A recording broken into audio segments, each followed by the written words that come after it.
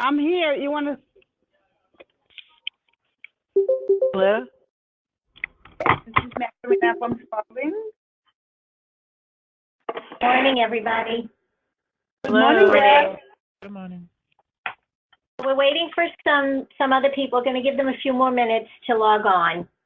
I'm not sure it gave me headphones or headset option, but when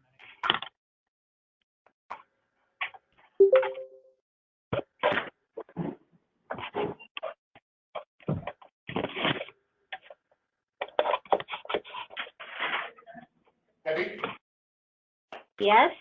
this is Jim Vitagliano. I have Antoine and Anna Cottrell here, so we're all in the same room. Okay. Good morning, guys. Hey, Deb. Good morning. Jen?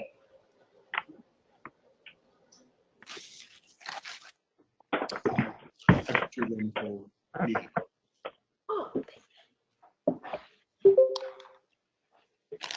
Don't mind David. That's for Wednesday and Thursday night. And make sure you go to the Apple after talk Thursday night. What is it? Thank you. $2,000 on this thing for Thursday night? It's a DJ and he's got two things going with it.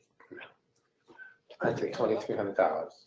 I guess there's a photo booth and it's like, how many people went last year? So I asked them.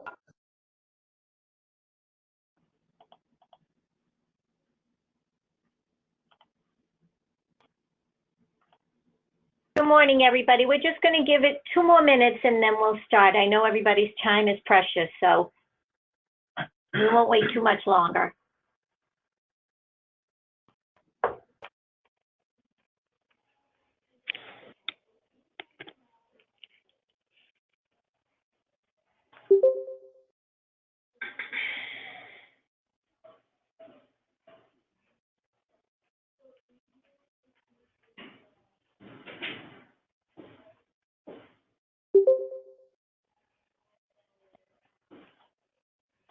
Hello. Good morning. Good morning.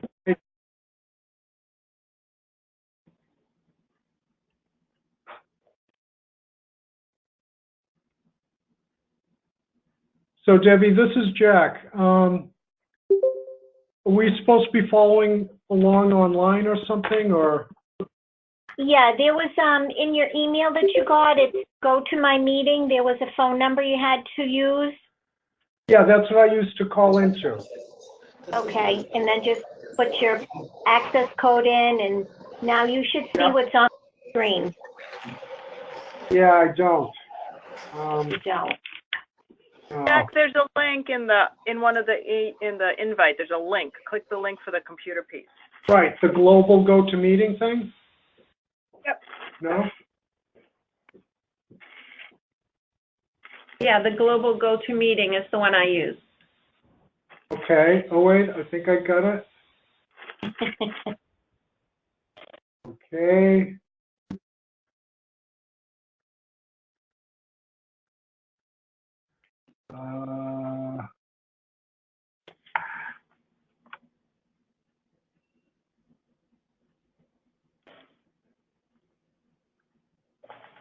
Doing something. I'm almost there.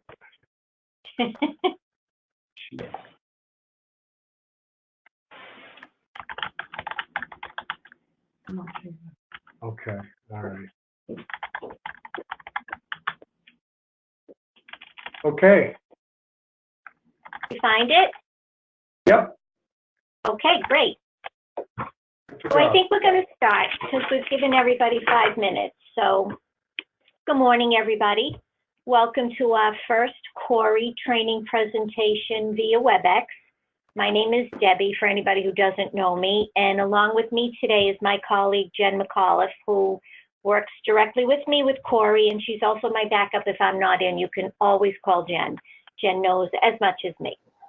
So we're going to do a few things this morning. We have a PowerPoint presentation, and then I'm actually going to go into our database, so you're going to see how the database works live.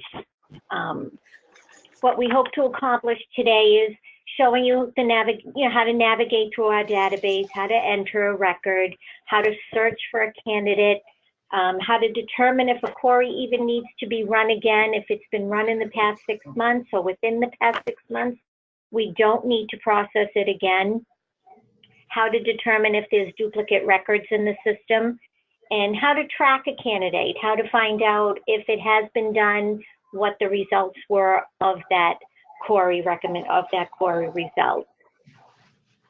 So our next slide is just kind of what I just said. We're just going to go through the database, and we're also going to talk about ownership of the database. So right now, this database sits on our N drive, and it's a homegrown access database. One of our systems specialists here in the office built it for us, and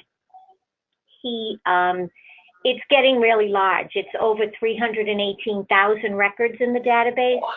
So we're in the process of maybe moving this to SQL Server, which would give the integrity of the database a little more security. Of course, there's a large cost associated with that, so we're not there yet. But all you folks will, or whoever has sent me their logon information, will be granted a read-only access for now, and then we'll see how we go from there.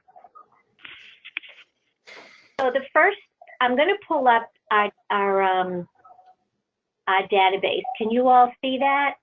Yeah. Yeah. Okay.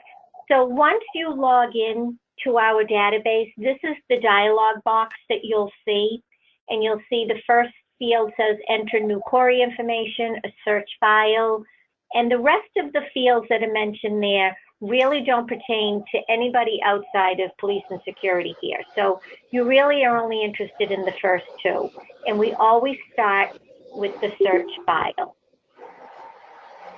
And once that comes up, so then this dialog box will come up, and this is how we search for a record to see if it's already in there.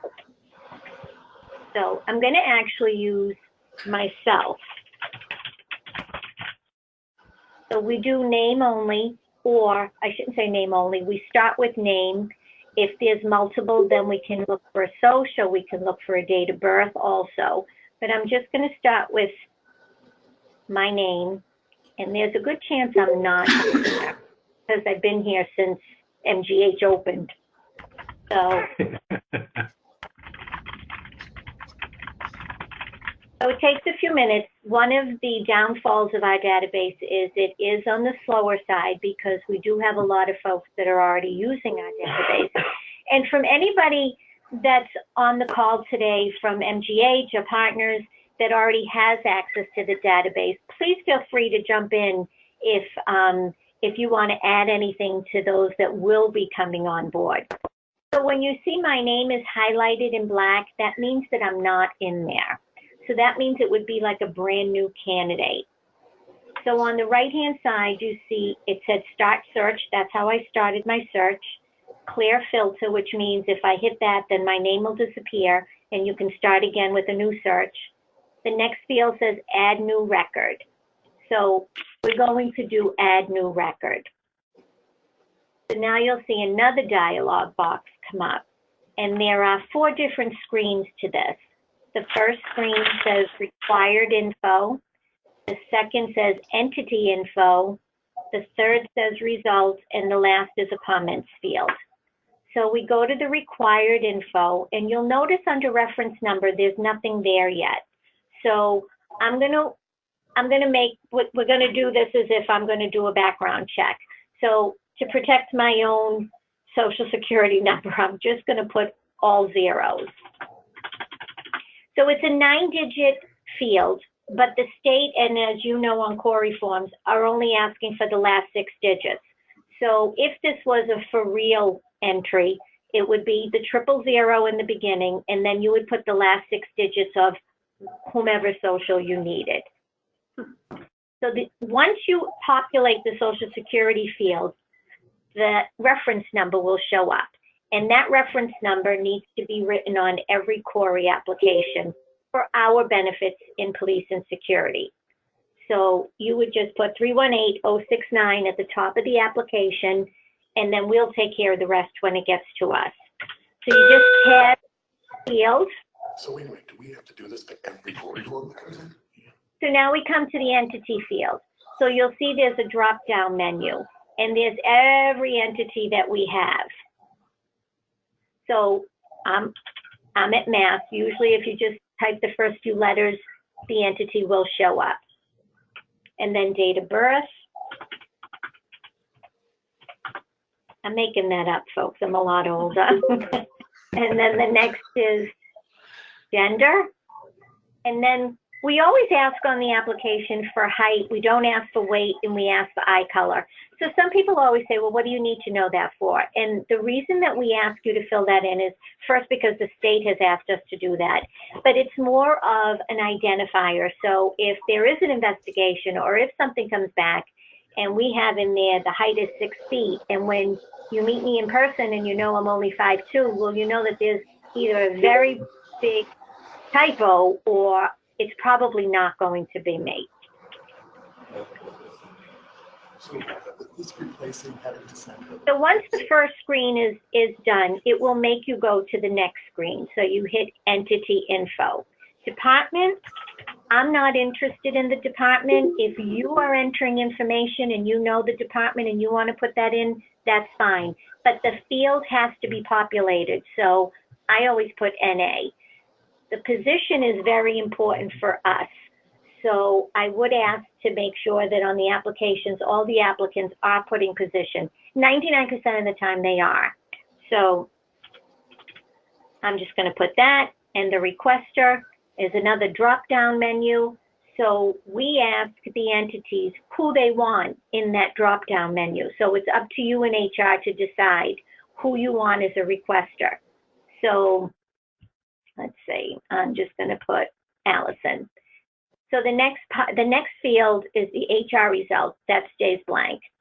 And then you'll notice right next to it, there's another drop-down menu, and there's the different licenses that we use.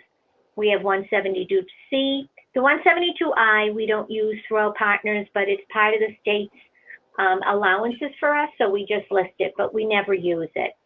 The 172G is camps. 172E is long-term care facility, and I know Jack is on the phone, and I think Wendy's on the phone, Yeah. and if Lola is on the phone. So those entities are 172E because they're considered long-term care facilities for patients. So we get a little different. The difference in these is we get a little different background from them. With the 172C, which is probably the majority of our population, we only get convictions, and we get misdemeanors for 5 years and felonies for 10 years. With the camps, which Bullfinch utilizes the camps in the summer, they also get non-convictions, same as the 172E. So anybody applying to Spalding Cambridge or Spalding North End or Spalding West Roxbury, we will even see non-convictions. The state feels that your facilities are even more vulnerable, so we want to see if these people have ever been arrested for something and just not convicted. But the 172C is convictions only, and that's pretty much what we see for the majority of our folks. The 172B and C means that there's direct and unmonitored contact with children. So what that means is if you have a pediatrician or a pediatric nurse, you would check off that one. If we don't see anything checked off when we get the application, we automatically go to 172C. So it's very important for what the results that you want to receive to put the right license down. So once this whole page is complete, we go to the result page.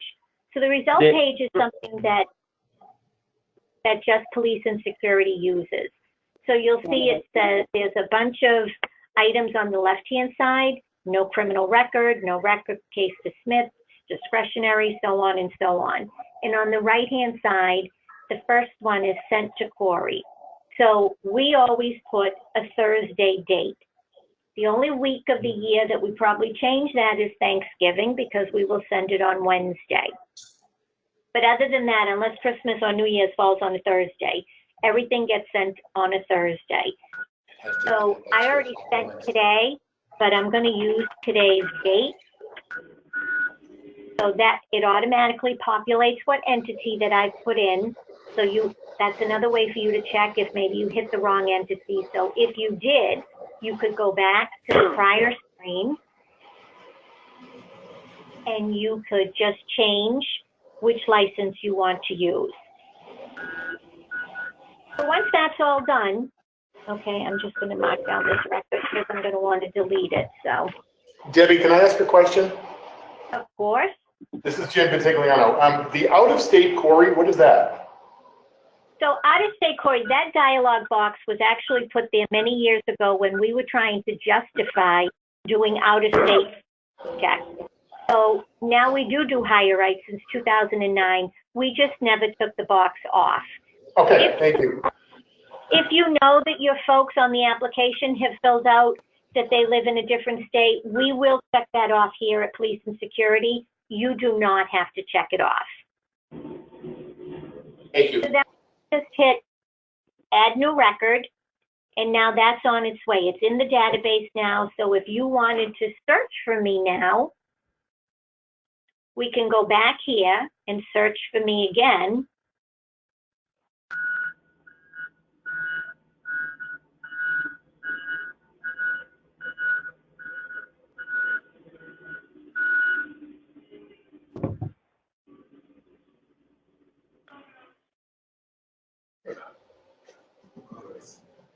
And now you'll see that I show up.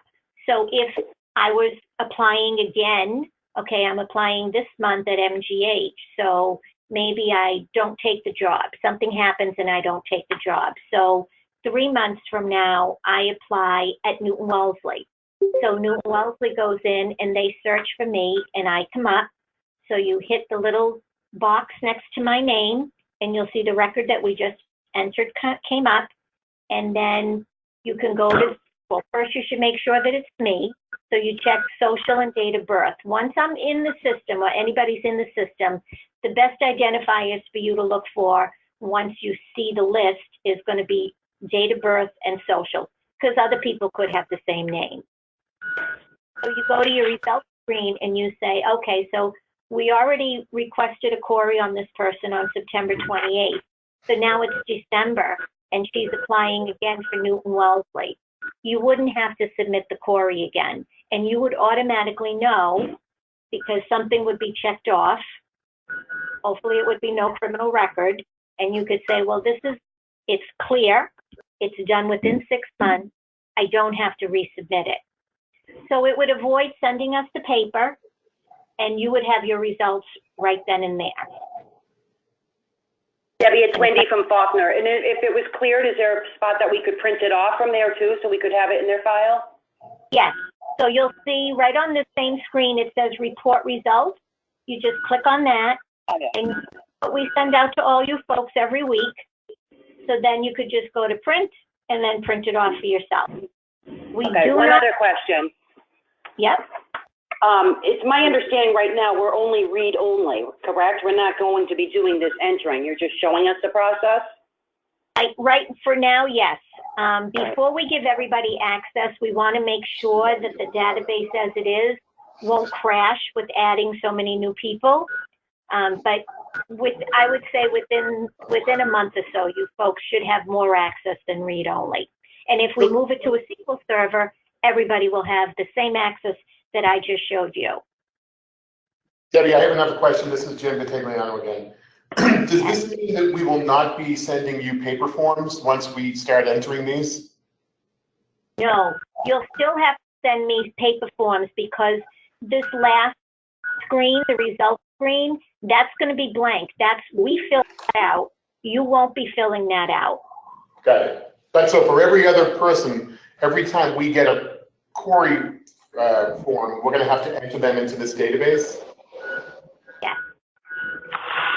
So Debbie, even for the people with less than 6 months of since the last one, you need that CORI as well? No, that's okay. What you will have access that when you go in and you look for your candidate and you find that the CORI has been done within 6 months and it has favorable results, you can print your own copy and put it wherever you store them, and we don't have to see it. You don't need the CORI application. Okay. Yeah. So Debbie, this is Jackie. Just to clarify again, you will need us to continue to submit the facts over the form as well as enter them into the database, so doing both? So we still need to see the form so that we know to put a send to date in. Giving you access to the database, if you decide that you just want a read-only access all the time, you can still send them to us and we'll do the inputting. If you decide that you would rather do the inputting, you will have the option down the road. So this is just an opportunity for you to see how our database works, and if you feel that your entity wants to input their own data, you will be able to eventually. You won't be able to next week, because once we give everybody access that we have their logon info for, it will be read-only for now. But you will have the option down the road if you want to enter your own CORI. If you feel like you don't want to and you still want us to do it, we'll certainly do it for you. This was more of a tool for you just to see first how it works, and second, to eliminate sending the CORI applications to us that are fairly new and don't need to be run again. So it would just save you folks some time in getting a result. So if you have a brand new candidate and you send me you look in the database and you say, well, they've never been in here. So you send me the CORI forms, we put them in, you get your results back. Like I sent results back this morning, I'm hoping you'll all get them this afternoon. So that won't change. Results won't change. What will change is you will now have the opportunity, if you choose, to put in your own data. So Debbie, this is Jack. So what we'd do is we would do this piece first, and then we would just fax over the paperwork, and that's what you link to the submission we did, and just complete exactly. it. So what happens is, like right now, Mass General, Bullfinch, Brigham, and Partners, and Brigham and Women Volunteer, and the BWPO, they put in their own data, but they still send us a paper form so that we can spot check it, make sure that everything is right, make sure the dates of birth. Like I had one the other day, their date of birth was 9/1/2017. Well, obviously it slipped by HR, but they weren't born a couple of weeks ago. So we have to send those back and we have to get the correct date of birth. So we would spot check you even if you did your own data input. Deb, this is Norina McLean. You may have already said this, but I did want to ask one other question for clarification.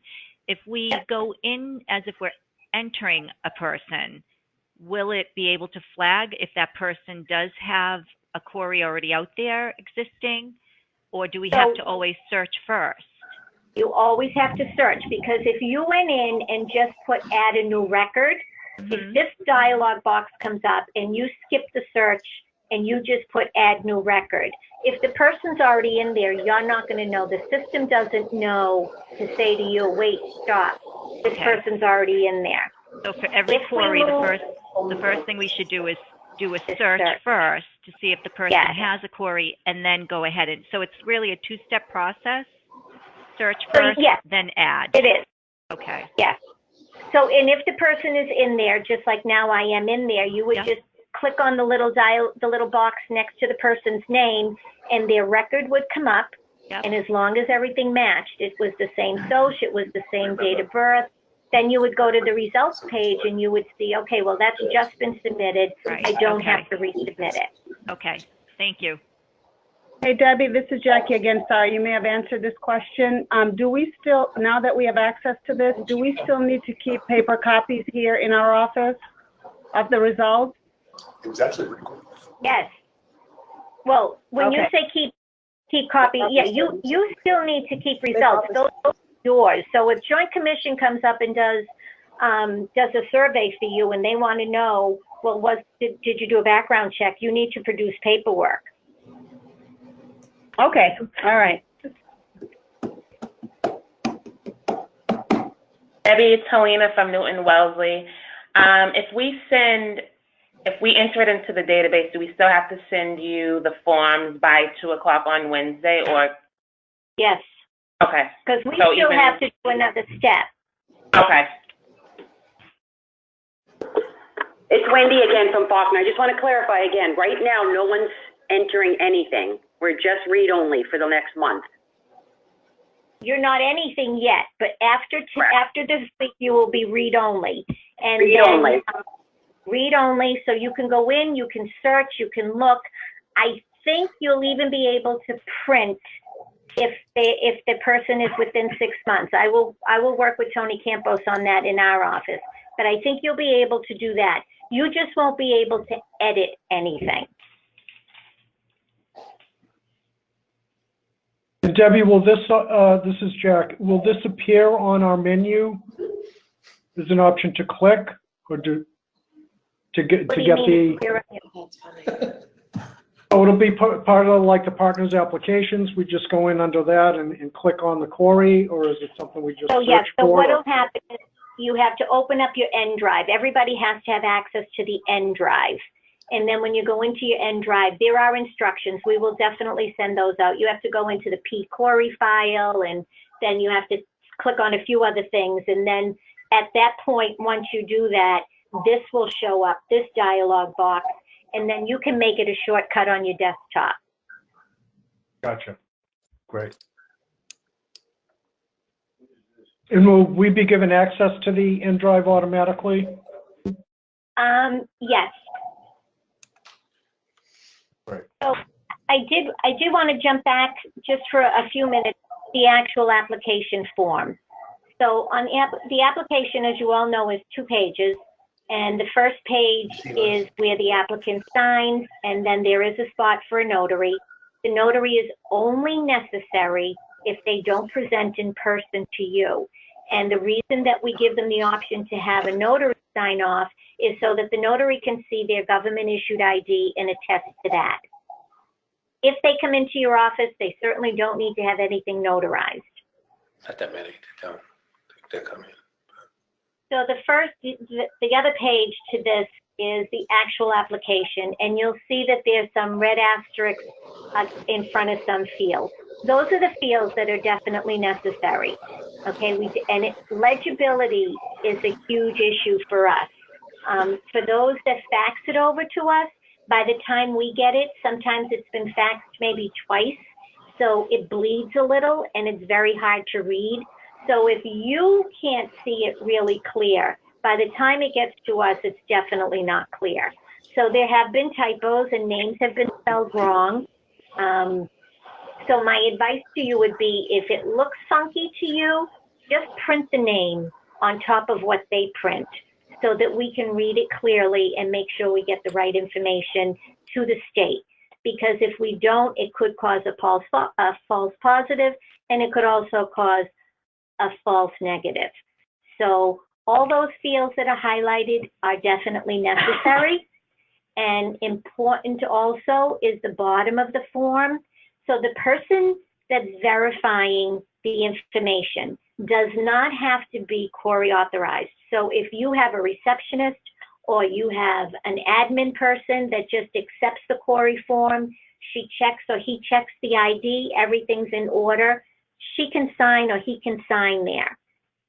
The signature of the CORI authorized personnel person is the person who actually can receive results and works with us directly. So that person, for each entity, you pick who you need.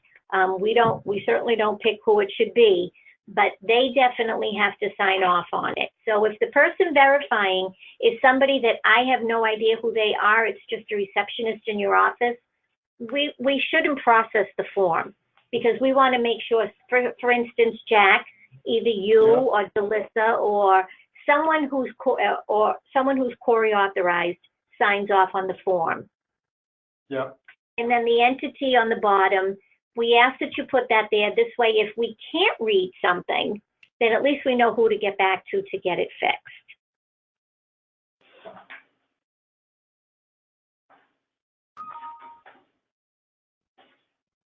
Any other questions?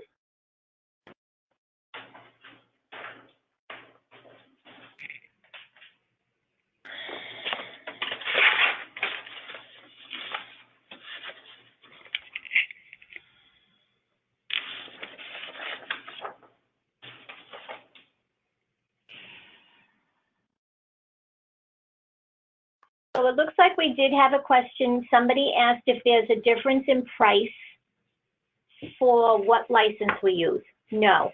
The cost of CORI is $25 no matter which license we choose.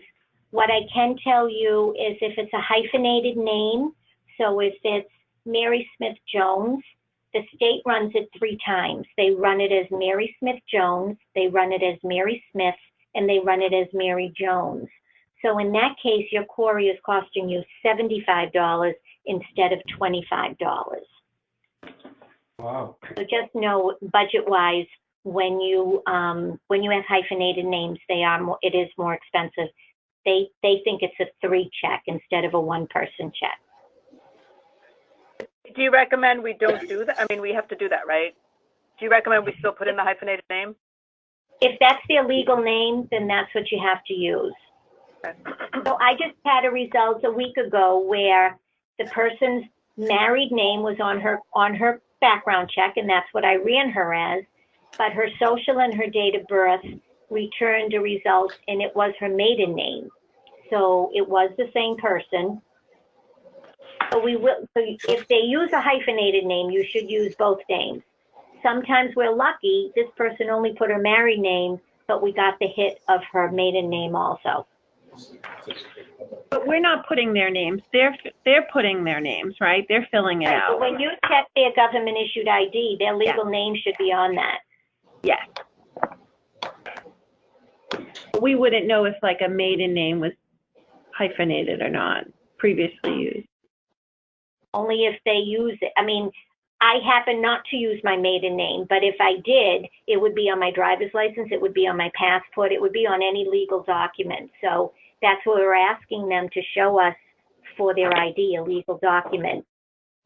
So if it's a hyphenated name. Hi, Deb, this is Andy. I'm trying to understand why the social date of birth and one form of that name isn't sufficient. Why are they running 3 if you have all that? That's the state. That's $50. We don't have any control over that. Under one number. Debbie, this is Jim Vitagliano again. This is a burning question that we have had for a long time because, as you know, we have students that are doing these CORIs. If the student, prior to their arrival to the institute, has never lived in the state of Massachusetts, why do they have to complete a CORI? Okay, so since we've been doing Higher Right since 2009, sometimes you don't have to do the CORI. What you need to be careful of is you need to make sure they've never gone to school here. You know, someone brought to our attention a long time ago, well, they could have come here for a weekend on vacation and they could have got in trouble and got arrested and got convicted of something. So Higher Right would probably pick that up if they did the Social Security trace. So Right. That's a personal thing for you folks. If you feel that, you know, your student's coming from California, they've never lived in Massachusetts, they've never gone to school here. If you choose not to do the CORI and just do Higher Right, we're okay with that. Okay, thank you. One thing I did want to go over with the social, so I had, as you can see, I put in all zeros for me. If you have foreign applicants or folks that haven't received a social yet, they're in this country, but they've applied for one and they don't have it, the only numbers that the state will accept are the zeros. There was a time people were putting all 9s and I had to change them because the state won't acknowledge 9s. They'll only acknowledge the 0.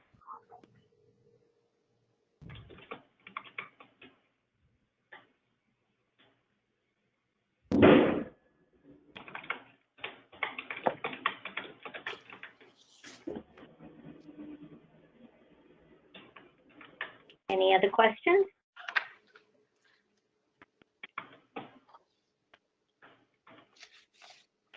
So Jen and I are also very happy to come out and meet with any of you at your own facility once this is up and running for you. So we could sit with you and just go over it in detail, one-on-one. If that works for you or if you're more comfortable doing it that way, we're more than happy to come out. So down the road, don't hesitate to let us know if you'd like us to come out.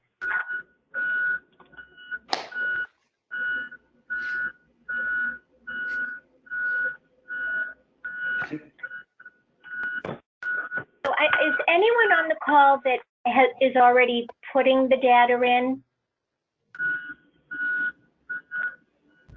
Hi, Debbie, it's Susan from Bullfinch. We do. Hi. So Susan, maybe you can, I don't know if you want to add anything to how your staff does this? No, it's actually pretty straightforward. We actually just went to an electronic process where we upload our CORIs directly into a shared file that Debbie's team has access to, and they just basically download it. So we don't even generate any paper anymore. So that's pretty straightforward. That's great. Yeah, and right now, I don't know how, I know that Megan Bradley got access for you guys. I'm not sure how that works with the other affiliates. I don't know if anybody can do that, but that's something we can definitely look into if they're interested in doing that down the road. But even prior to that, it was very cut and dry. We would just populate the information. It doesn't take that long to search anymore. It doesn't take that long to put the information in. And then we would just either scan or fax the copies over to a central number at Police and Security. And the results are really quick in coming back these days. That makes it even better. That's right. Susan remembers, there was a time when I first started doing this in the early 2000s where we would wait a whole week for results, sometimes longer. So the state has come a long way. They're still straightforward in what their process is. They don't like a lot of deviation, but pretty much we get results the same day we submit them. So we're very fortunate these days. We average, just so you folks all know, we average about, like today, I submitted almost 500 applications. So that's a slow week for us. Come the spring, come between like March and July 1, any given week could be upwards of 900 applications. So that's why we have that cutoff at Wednesday at 2 o'clock, and that's why we ask to please submit daily. Don't wait till Wednesday at 2 and send me 100 applications. It's Jen and myself, so we do all this inputting, and if we have it daily, it just keeps our workflow working better. It has less chance of error because we're not rushed. I submit on Thursday morning, probably about 6:30, and I probably, when I get off this call, will check, and I bet probably they're in. If they're not in, they're usually in by noontime, and then you get them right away. Debbie, it's Wendy from Faulkner again. In the N drive, what's the name of the file that this is under? It's PCORI, PCORI. But you wouldn't have, I don't think you have access to that yet. Isn't that where we're going to read? That will be once access is granted. We haven't granted access to anybody. We didn't want to do anything until we had this little informal training. And now I'll go to our systems tech and I will have him give access to all the people that responded to me. Okay.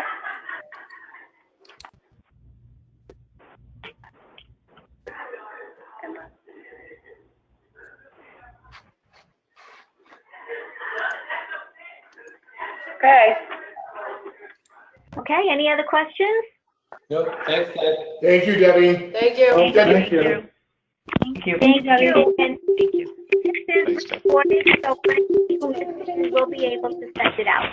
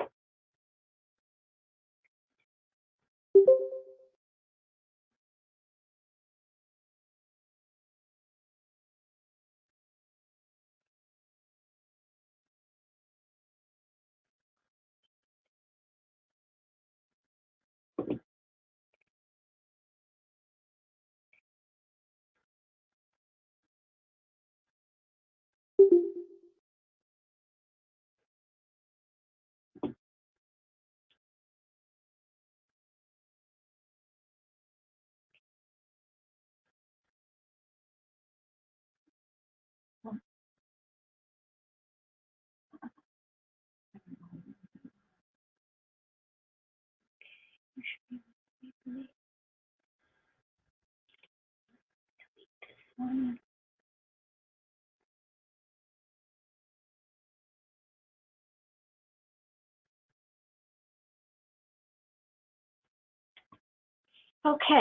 I think that went okay.